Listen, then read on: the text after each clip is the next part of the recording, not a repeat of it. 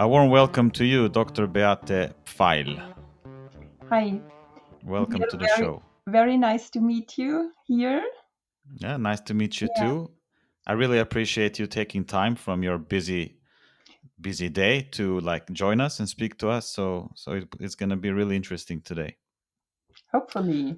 Yeah. But before we jump into the exciting stuff, I think it's important for people to know your background and what it is you do. Mm-hmm. So please give us the background. Yes, I used to work in the field of national minorities in Europe, traditional national minorities in Europe. During my studies in Heidelberg, my law studies, there was the outbreak of the war in former Yugoslavia.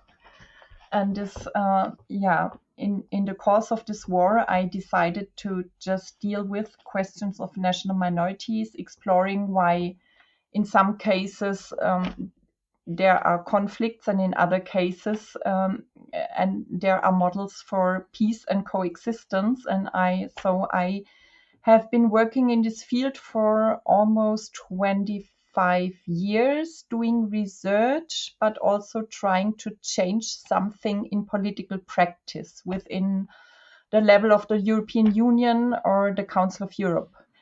And the last activity from my side was a very interesting one because I was member of the committee of experts of the European Charter for Regional or Minority Languages, which is an international treaty dealing with traditional minority languages. And we as independent experts were involved in the monitoring system of this treaty, being able to tell states what to do to implement their obligations under international law. Okay. And this was very interesting. And this was in a way, it was very motivating because we had the chance to really contribute to some positive change in that regard. Wow, that must have been a really interesting job to have. Yes. And it's a very complicated region because I know my parents are from former Yugoslavia, so. Okay, then you know what I'm talking about. Yeah, unfortunately, I have to say I do. Yeah. So. Yeah. Mm-hmm. Crazy. Mm-hmm. And today we will talk about something else. We will talk about the WHO. I guess. Mm-hmm. And could you please take us through what it is you are doing there at the moment with this new pandemic treaty? You mean what am I doing? Yeah. Mm-hmm. Yeah, or maybe it's better to start with what the WHO is trying to do with the pandemic treaty. Yeah. So the first thing I realized in the course of the 2020 years was that almost all state bodies of the world really carelessly treated or dealt with the most precious achievement of international and constitutional law we have within mankind, and this is human rights. So this was my first shock in the years from 2020. And then I searched for the causes of this phenomenon, and I quickly came across the fatal role that the WHO played in that regard. So the WHO in its origins aimed to contribute to the health of the peoples of the world, the highest possible state of health for the peoples of the world, but in fact has now turned to a global institution threatening even democracy and the rule of law and human rights around the world. Mm-hmm. And it's pretty serious. Can we call it accusations, or? But how so? How are they doing that? Yeah. In that regard, I have the WHO is now based on one international treaty these are the International Health Regulations, IHR abbreviated. And these international health regulations provide for a set of concrete instruments, not only for monitoring, but also for responding to so-called public health emergencies of international concern. And in this context, the Director General of the WHO can declare health emergencies, these public health emergencies of international concern, so-called, sorry, there's a call. I have to stop that. No worries. And the abbreviation is PHEIC. This is quite funny. It sounds like fake. And on the basis of this, he can recommend certain measures that restrict freedom on this basis. And these measures include, among others, vaccination and testing requirements, medical examinations and treatments, contact tracing, isolation and quarantine, and travel or trade restrictions. So almost all people of the world have experienced that kind of restrictions. What is the problem about that? Of course, if we assume that there is a real public health emergency, some of these measures might make sense. But as we know, the WHO lacks of any independent control and appeals body that can assess the evidence base and proportionality of such decisions in the case of fake proclamations and a corresponding recommendation. And this means, in the consequence, and we have all experienced that, there has not been any scientific basis for all these measures proclaimed by the WHO, and as a consequence, we experienced mass human rights violations. Not also with regard to freedom, but also regarding life and human health. But who is deciding all this stuff? Is it several countries having a big meeting like in the EU? Or is it some elected council, or how is it all like decided, and who gives them the power to have this kind of power? Very, very good question, Ilir, because it is only one person who decides on the declaration of fakes and then the recommendations based on the situation of a fake. And this is the Director General of the WHO. And of course, within these IHR regulations, there are some restrictive points. But if there's no independent body to just tell him, Mr. Tedros, please stop, because there is no real fake. There might be a disease called COVID-19, but there is no fake. Yeah. No. Sorry to interrupt there. What does that mean when you say fake? I mean, it's not fake. It's the public health emergency of international concern, which is officially abbreviated fake. It's a short for something. A short version for this health emergency. Okay, sorry. And they officially abbreviated fake. Yeah. Okay. But PHEIC. Yeah, it is spelled PHEIC. Okay. Yes. Is it a coincidence that it's pronounced fake? That's the question. Yeah, it's such an irony somehow. It is irony, of course. Yeah. Okay. So this general director, he can basically do whatever he wants, and when he decides something, for example, these amendments to that IHR, the International Health Regulations, does that mean that all of the countries in the world, like Sweden, Germany, or America, do they have to apply by this, or how? I mean, how can they decide what we do in Sweden, for example? Yes. No. What I was referring to now is the declaration of a fake, of a public health emergency, and then the recommendations based on the situation. Okay. Meaning, for example, what I just told you, the vaccine requirements or travel and trade restrictions and whatever.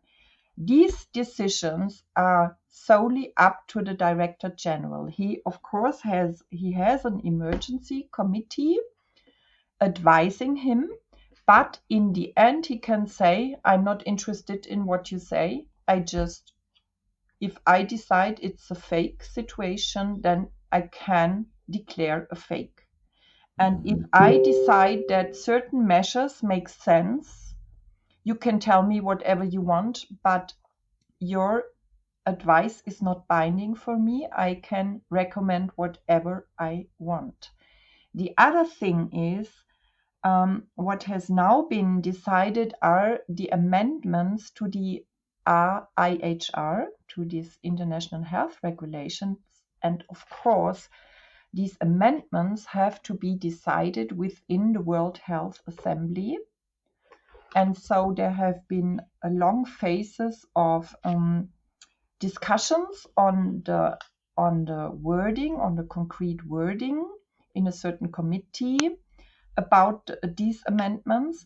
And during the last year session of the World Health Assembly, which of course includes all the member states, representatives of the member states of the WHO, they decided on somewhat strange circumstances to opt for these amendments.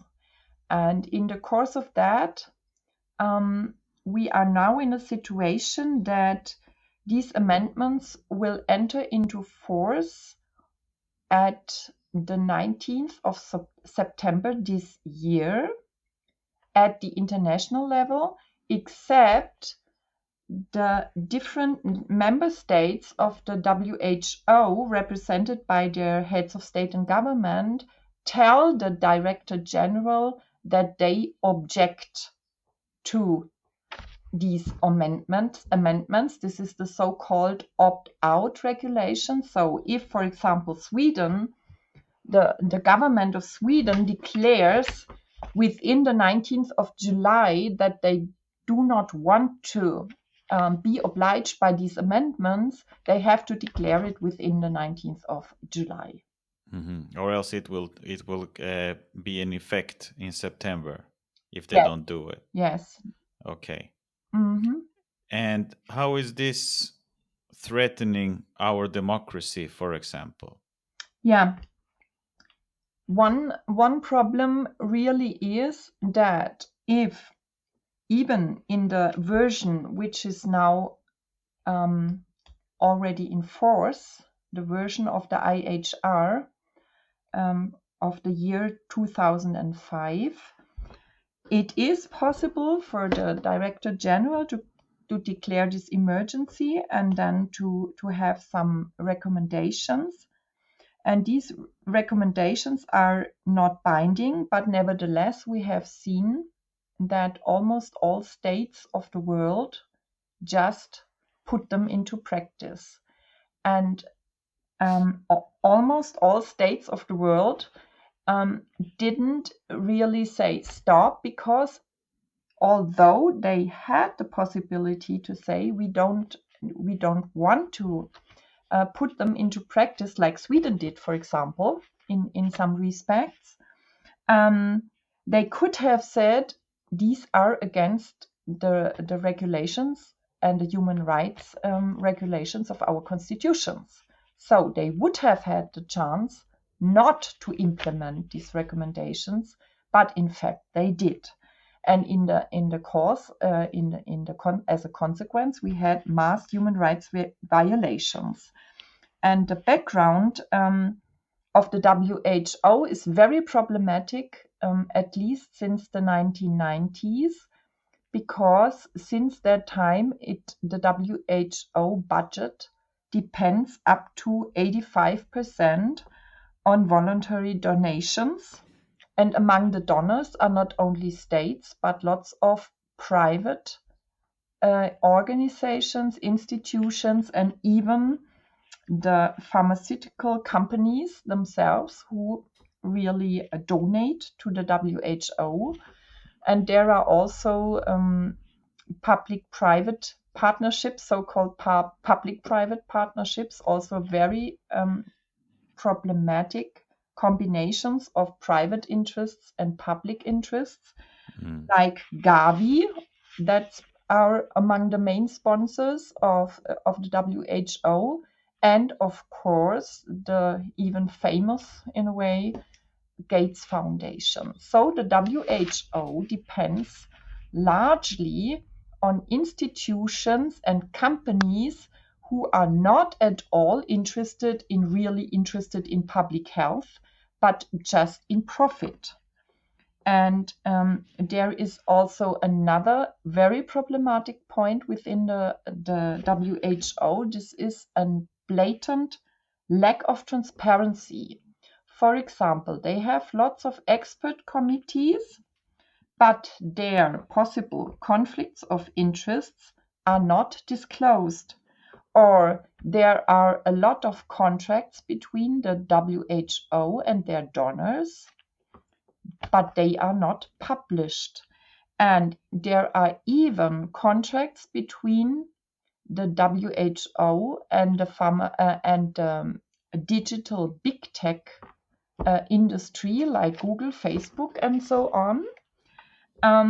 Of course, with regarding to censorship of information which is not in line with the ideas forced by the WHO.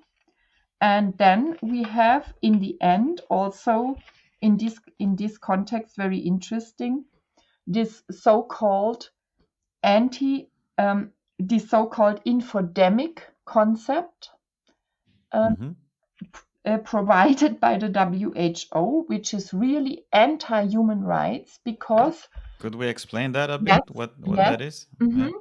The WHO, even on its website, and now also within the amended IHR, and also within this proposed pandemic treaty, aims at, of course, censoring so-called misinformation and disinformation. And the problem is, who decides about misinformation, what is misinformation and disinformation? Exactly. And it is not at all question that behind this idea there is a monopoly of truth, which is not at all based on scientific evidence or whatever, but there is a real danger of external control by, for example, the pharmaceutical industry and who decides in the background about what is misinformation and disinformation. And there is another very, very dangerous approach, which is against all ideas of human rights.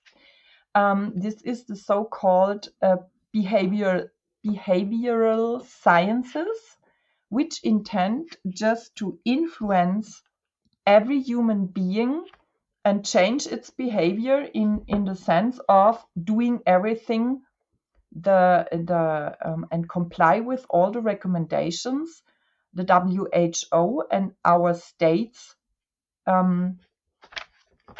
want us to implement. And this is very, very dangerous, and this is really not in line with the ideas of the freedom of opinion, the freedom of information, the freedom of science, which is also very problematic, and also the freedom of the media. And so the WHO has now become a global institution which poses a blatant danger of arbitrariness, abuse of power, and external control, threatening democracy and the rule of law, and ultimately the life and health and freedom of the entire world population. That's the problem. We have no control mechanism, no independent control mechanism. And the states of the world just implemented everything and neglected their constitutional obligations. And this is something really incredible for me. Yeah. And how do you think we could come to this point? I mean, has it been building up for years, or is this something just that we have experienced now? Because everything you describe here, I mean, the Western world, it builds on democracy, and other parts of the world where you have dictatorship, we try to give them democracy and show them a good way forward. But when it comes to WHO, everything you say here, it sounds like a brutal dictatorship with companies, private companies who donates money, and the conflict of interests. I mean, why should a medical company like Pfizer or whatever give money to the WHO? The whole thing is really weird. But do you think this has been building up for like several decades, or how do you think we came to this point? Yeah, I really think that this has been built up for decades, at least starting in the middle of the 90s. There was a time when the US government decided to stop or to just stop giving more the membership fees to the WHO. So the states, in a way, kept their level of membership fees, and in the course of this, the WHO became more and more dependent on other voluntary contributions. And so in the course of time, it was really dependent. And then, of course, we created the problem of external control, of foreign interests governing the interests of the WHO in the name of profit, and maybe with other intentions. Yeah. Yeah, it sounds like a dark movie. Yes. But if these amendments go through and nobody objects in September, I mean, what does it mean for us normal everyday people? How does our everyday life change if this goes through? I think most of us still remember the hard times during the so-called COVID-19 pandemic. And of course, with these changes, the pressure on the member states of the WHO, but also on every individual, will be even more to implement all the ideas of the WHO. Of course, formally there will be no we are still free to decide whether to have this vaccination or not. But if they tell us, like they already did, yeah, but if you don't take the vaccine, you will lose your job, you will not be able to travel anymore, you will not be able to go to school or whatever. This is, of course, already quite threatening, and all that kind of pressure will even be more forcible, all the more that they now included the so-called health products into these treaties. And they now foresee really the research and development, and health products are defined mainly as medication and vaccines, so-called vaccines. Of course, they think about this very cheap and very profitable RNA technology. Yeah, this has proved to be very profitable.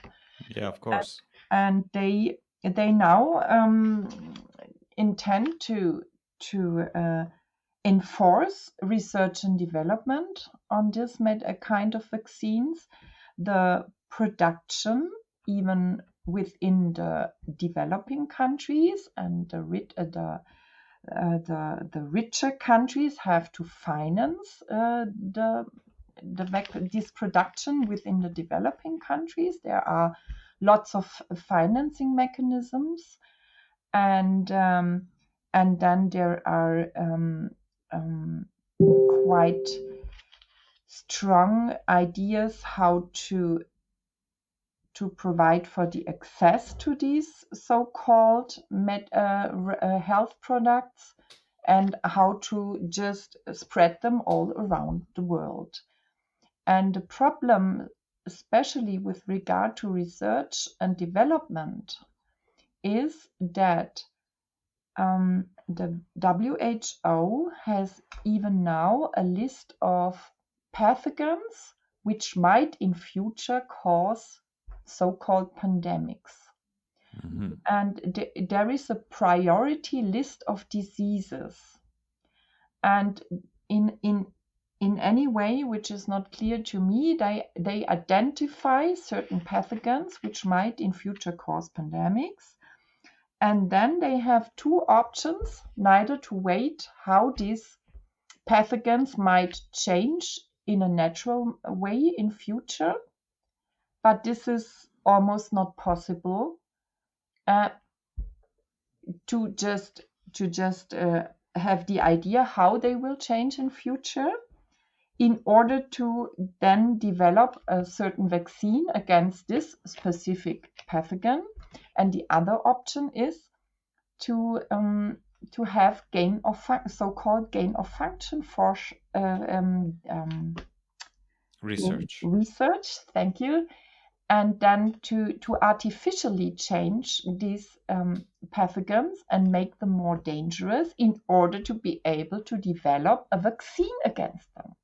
And this is really crazy, because this means that there will be more and more laboratories in the world dealing with gain of function for research, which means that there is an acute danger that these dangerous pathogens just get out of the laboratories and cause the pandemic the WHO prevents or says it wants to prevent us from. Yeah. And they have all the plans already ready. Yes, of course. And just some days ago we heard about a laboratory, a high security laboratory in Switzerland, in the canton of Bern, which already provides for all these dangerous pathogens. And they say, okay, we need this in order to develop vaccines.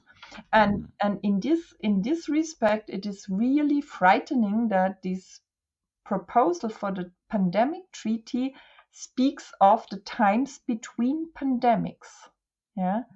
Nobody in the mainstream media has ever explained to me why we are now in an era between of pandemics. So we are now just in a phase between pandemics. But why? And they keep telling us this is because of these zoonotic factors, that pathogens can now move from animals to human beings. But in fact, this is what I think, but not only I, but lots of scientists, we think that the WHO is now even to threaten our health by now forcing all these laboratories and gain of function for research. Yeah. And it's pretty, I think it's official now that the virus came from a lab, so it's not even a question anymore. With a little bit of a risk to sound like a conspiracy theorist here, but it sounds like they are creating a problem, and then they are deciding the reaction with this Information Act, and in the end they have a solution for all this. So it sounds like a playbook from their side. Is that wrong, like interpreted of me, or no? I have been thinking a lot about these matters, but I can only agree with you. and they are about or already have created a so-called globalized medical industrial complex, which is not about health, but No. it's about Treatment. it's about profit, and it's about power. Yeah. In a way. Yeah, there's so much things. If they really cared about health, there's so much things they can teach people to do. And Yeah. But okay. But is there any countries now who opposes these new rules or amendments? Hopefully, there are some countries. Of course, all of us have heard that the US intend to leave the WHO, and maybe also Argentina. And we heard also very skeptical voices from, for example, in Europe, from Italy or from Slovakia, and also last year at least from Russia and Belarus. Mm-hmm. And there seem to be some African countries being very skeptical about the WHO. But even last year, when we were as a group of lawyers in Geneva, we heard that the pressure, especially on these so-called developing country, is very, very high, just to comply with everything that the WHO intends to do. And of course, they have lots of chances for this pressure, for example, telling them, okay, there's the World Bank, and we cancel all the credits we gave you or whatever. Yeah. So there are many not very ethic ways of exerting pressure on these countries. Yeah, of course. If you're poor and you have a lot of debt, of course you listen to the people giving you these credits. So yes, of course. You're kind of hooked. Yeah. Yeah. But what I'm trying to think of here, is there anything in these new amendments that says that people has to take a medication or a vaccine if there's a new pandemic? I mean, is there something forcing me to take it if if I refuse? Can they like send the police here and grab me and force me to take it? No, formally there's nothing. The word compel is only once within the IHR. We find it. I think it's Article 31, and it refers to cases when people intend to leave their country and cross borders.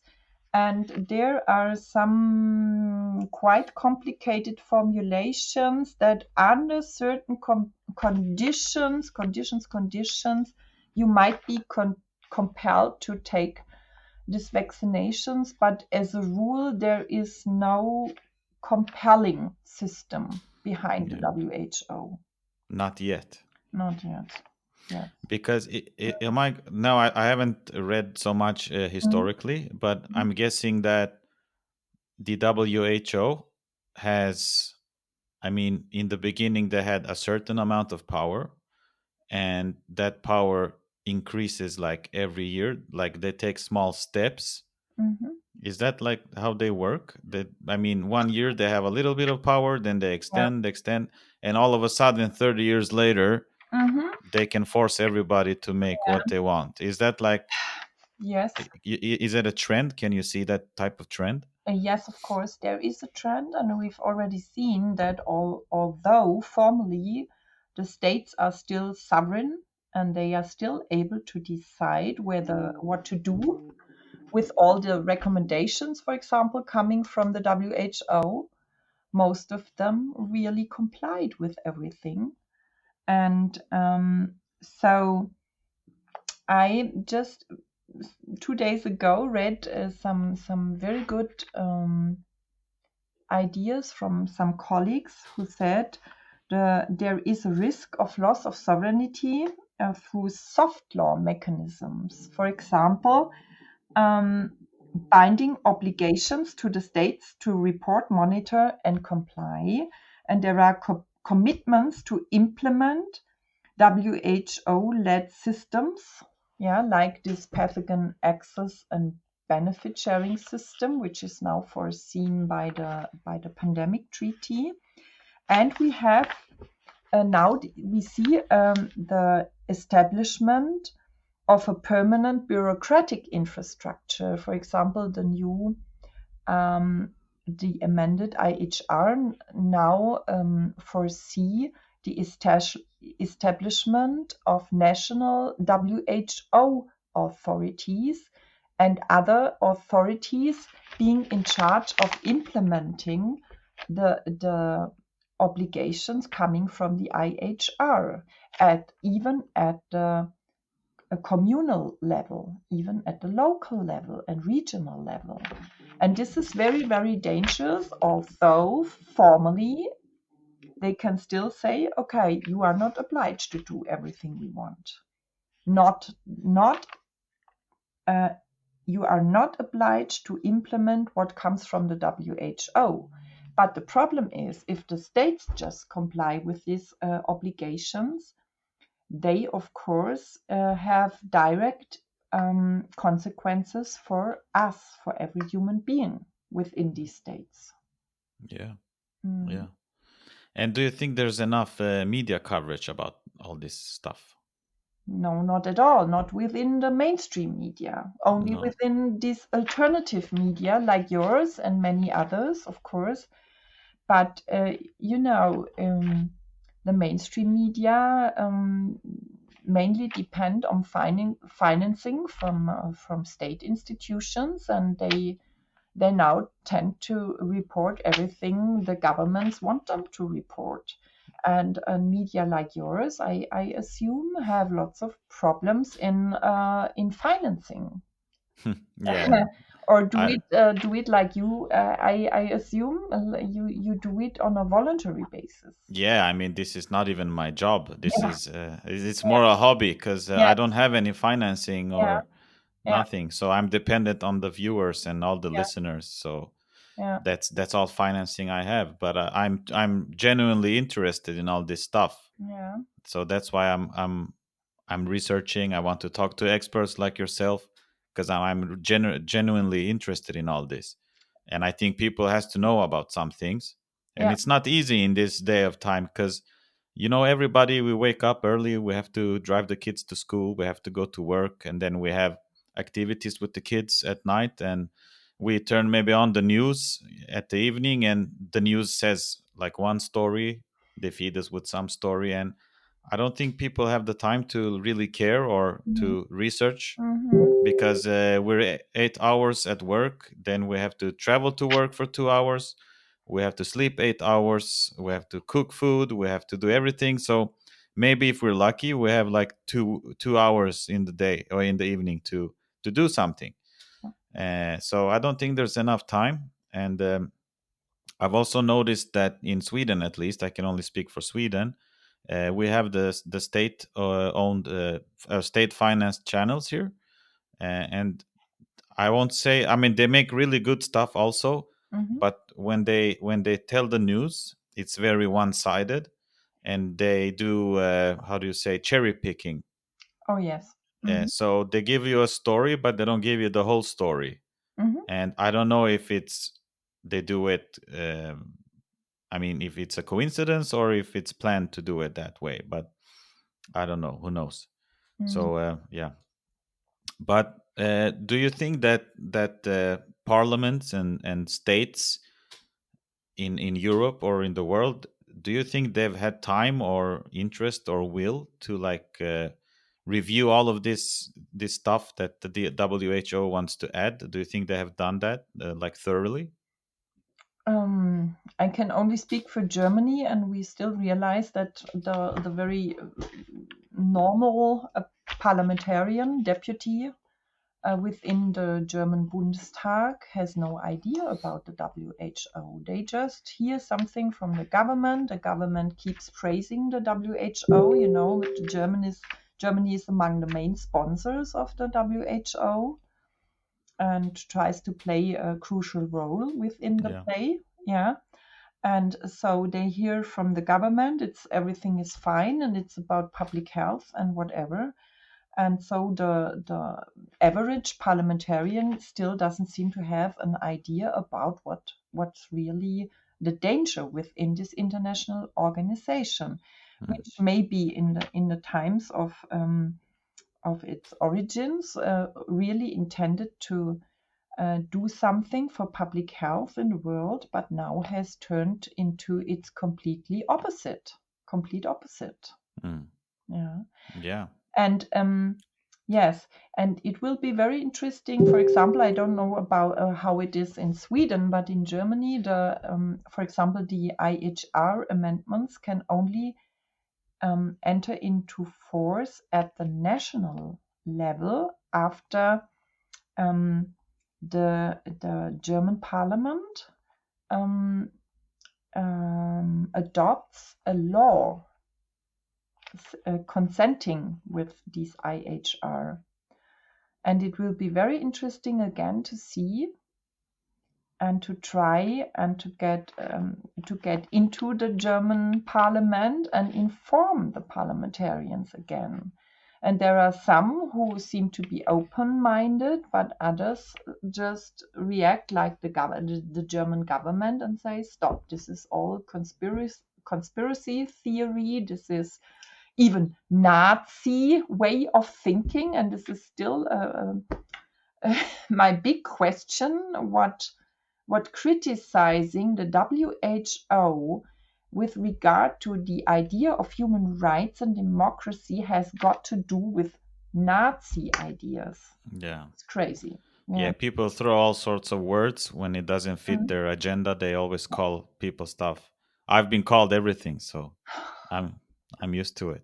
Yeah. But how is, I mean, I just thought of it now because Sweden, I think how the Swedish country, the Swedish government and how we're administrated, I think it differs a lot from Germany, because isn't Germany like different, as not states, but Germany is built up by Verbunds. How do you say that in German? Verbundstaat or You something. mean a federal system? Yeah. You have a different type of system, I think. Yeah. You have Because it more centralized? we have more centralized in Yeah. Sweden. We Yeah. have one parliament Mhm. and one what's the word in English? One parliament and one government. Yes. Yeah. So, but Germany is more like there's more local governments, or am I wrong? Yes, but in with regard to the WHO, of course, the national parliament is the decisive one. Yeah, but can a state in a local government in, I don't know, Dortmund or whatever, can they like say no, we don't want to impose this what No. you have decided? No, No, no, they no. no. It's the decision of the central or of the Okay. national government. Yes. Okay, and everybody has to comply everywhere. Yes, yes, In okay, Mhm. okay, Mhm. yeah, because I haven't heard any debates here in Sweden about this. Mhm. There's nothing on TV. There's nothing in the news. The politicians, they don't debate it. Mhm. It's they talk about energy and the criminal stuff, and Mhm. they talk about other stuff. But this I haven't heard before. Yeah. So, but do you think it will be? I mean, there won't be an election about this in Sweden, at least. Uh, so I guess our president or our state minister, that he can only decide this by himself, or I mean, is there countries that will have elections about this?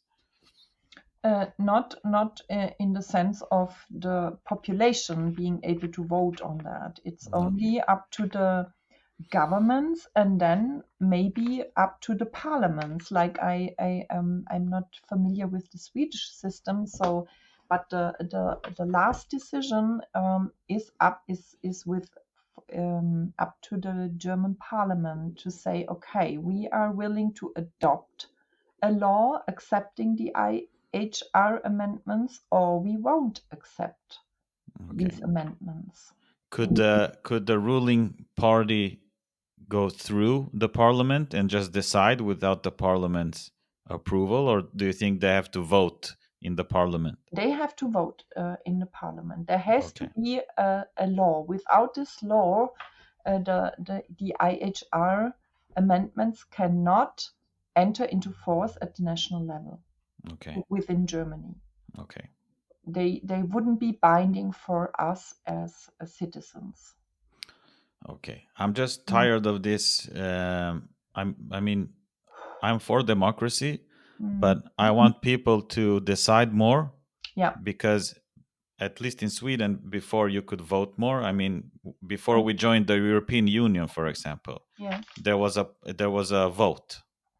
So people could go and vote. You want to join or not, you know? And now when we joined NATO recently, there wasn't any vote. There was a threat from Russia. Everybody was scared, and they decided to go in NATO. And none of us voted for that. And now this feels like another thing that they're going to implement, and the people can't vote.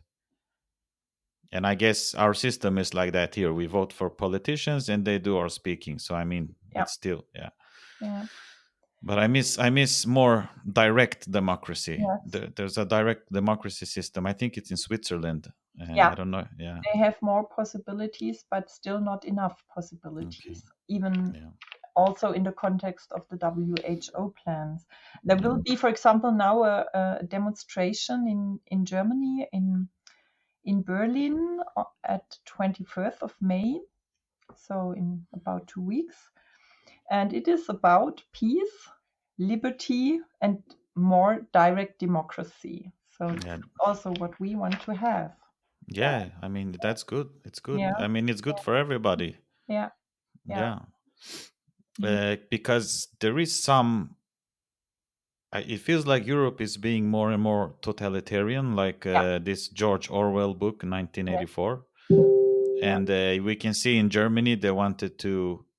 There was a political party in Germany they wanted to classify as right extremist, and I don't sympathize with them, but I mean it's the wrong way to go, maybe to like forbid things. And in France they put the opposition in prison, I think. And so there's a lot of these small things happening all over Europe, and it feels really strange. It doesn't feel democratic. No, not at all. Yeah, no. But if we go back to this WHO and the IHR amendments, and we've been talking about it a little bit, I guess, but why do you think so few people are aware of this? It is the system of propaganda and just kind of conditioning people. And of course, I think part of the problem starts with the media, the landscape of the mainstream media. We had times when we could distinguish between kind of left media and conservative media, but now if I look at German media, for example, all the reports are quite similar, and all the reports are really in the same direction. And we have a very good book now being published by a very young scientist. It's about cognitive warfare, and there seems to be kind of cognitive warfare. So the average person living, for example, in Germany or Sweden, has no information about what's happening, no idea. And there are so many people, except, for example, perhaps those who have now serious injuries from these mRNA injections. But there are still people who believe in these kind of so-called vaccinations. They still recommend old people and risk groups to take boosters. Yes. So. And it is crazy. We have so much damage caused by all this ideology. It is a kind of ideology. Yeah, it's I've been saying that in other episodes as well. It's ideology in everything nowadays. It's like it's tribal thinking. So if you, for example, are for wind energy, then you push that really hard, and you don't really look at the science, and you don't really listen to the other side. And the same for some people who wants nuclear power, for example. They push that very hard, and it creates these groups and teams, and instead of discussing the science and maybe say, hey, maybe you guys are right on this, maybe you guys are right about that, let's sit together and let's find the solution. We don't have that today. It's a lot of screaming from both sides. You're either left or you're either right, you know? So we are not able to really discuss about things anymore, and especially with regard to science, it's elementary that science can only develop if there are differing views just competing with each other. And in a way, we really left the basis of what was created by the era of enlightenment. In a way, we are now in a way being conditioned in the totalitarian sense. Because the whole basis of science is to criticize. I mean, if I discover something, then another scientist in another part of the world has to recreate what I have done in his laboratory. He has to like criticize it. That's the whole idea with science, you know. And science is sometimes wrong.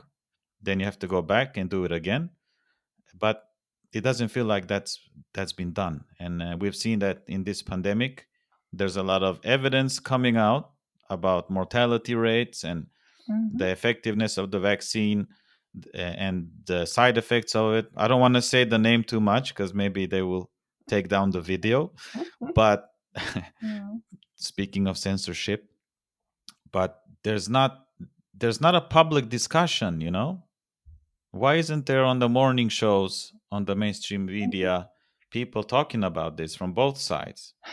You know, why it's too, I mean, nothing, it doesn't help complaining. And it is a phenomenon which can only be explained saying that there must have been a kind of agenda behind all of this, because it is so strange and it is so different from what we experienced maybe until whatever the beginning of this century maybe.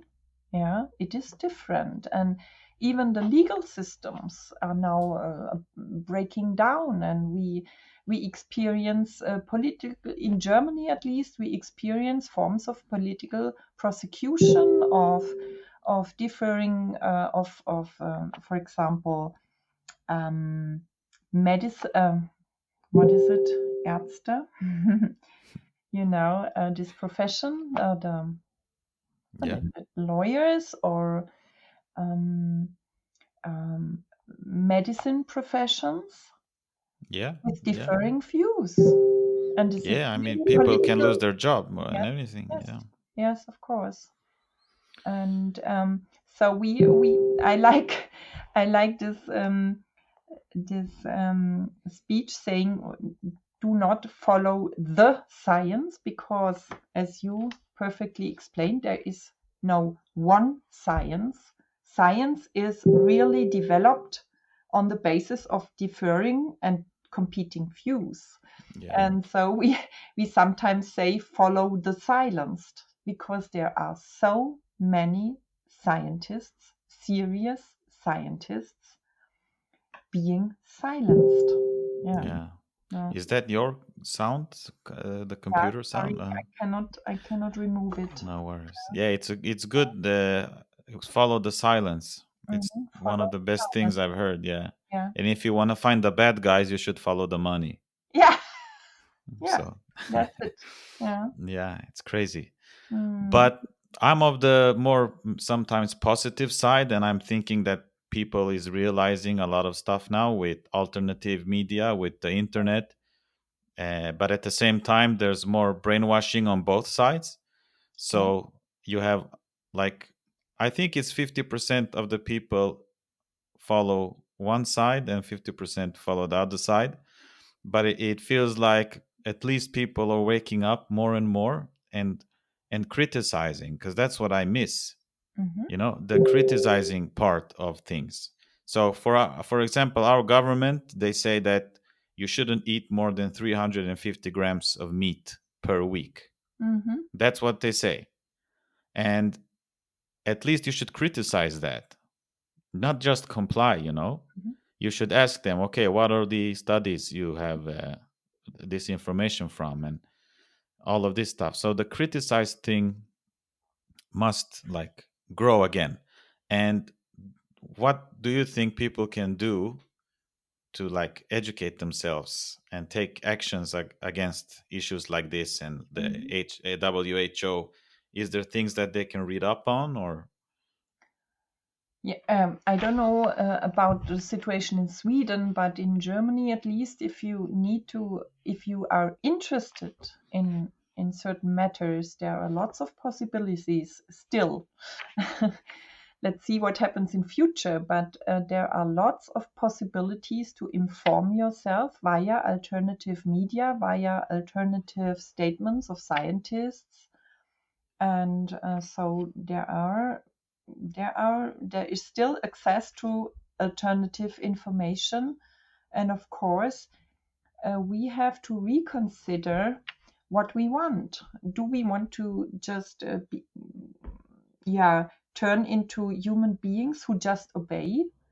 Or do we want to be human beings in the sense of the era of enlightenment and question things, discuss things, ask questions, criticize, and get into a kind of discourse? And of course, in a respectful manner.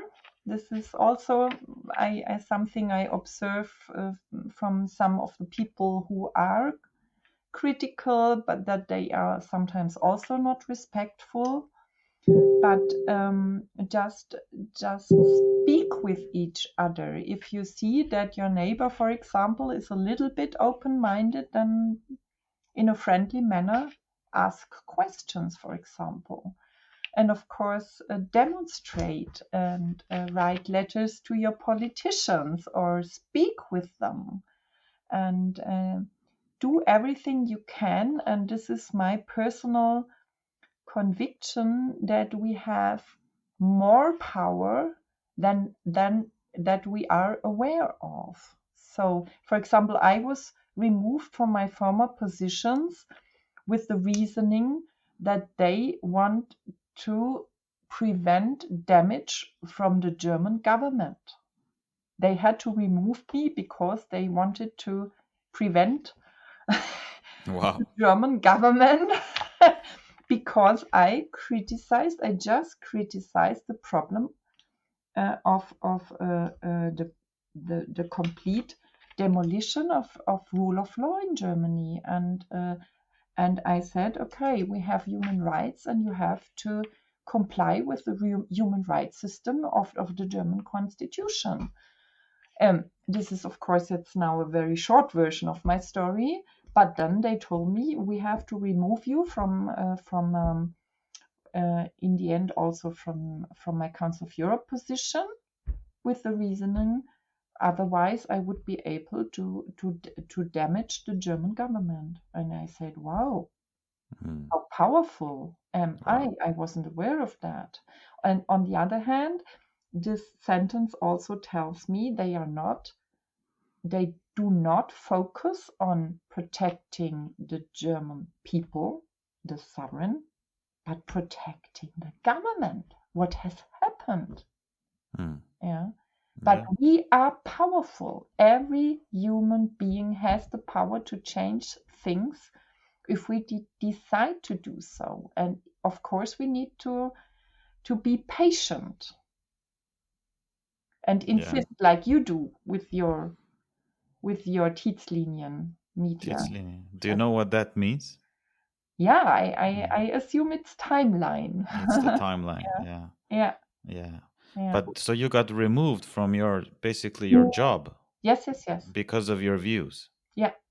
That's insane. Yeah. I'm only one about many others.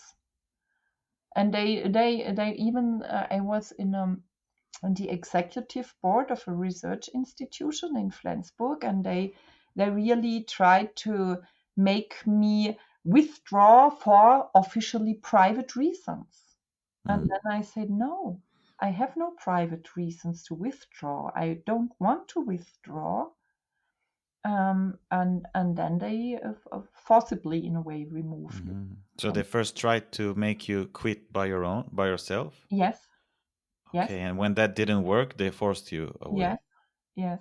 And could you go to a newspaper or something, or to make it more public, or only within these alternative media? Yeah. And they said if you now insist on being removed, it might happen that the media within the German Ministry of Interior hear about your case, and then your my good, my reputation will be completely damaged. Wow. Yeah. And this after 25 years of really having worked on a field and having worked for this reputation in order to change things to the positive within the area of minority protection. Yeah, you basically did your job and they tried to remove you. Yes, of course. Like many others. So there's a lot of other people like you who they... Yes, lots of. And this is what I told them. I told what has happened to my country. There were times when I was proud to be a German, because German is a democracy based on the rule of law. Yeah. And what has happened? Yeah. Oh, yeah, it's crazy. It's crazy. I mean, Sweden is basically, I think, headed the same way. It's still pretty... I think we have more better freedom of speech here. Yeah, I think so too. At the moment, but everything can change. Who knows? Yeah, but Dr. Pfeil, is there any final message you would like to give to our listeners and viewers before we say goodbye? Yeah. Just we can be optimistic still, although everything seems to be very dark and very dangerous, because all of us, including all the listeners, we have the power to change things. And if we look at history, Tidslinjen, at the timeline, all the positive changes are the results of those who lived in former times and who insisted to change things again. And my personal motivation is the idea of the dignity of all people, the dignity and the freedom. And we have to still, if we keep this vision in our minds, we can change things. This is my conviction. Yes. That sounds beautiful, and I agree 100%. Yeah.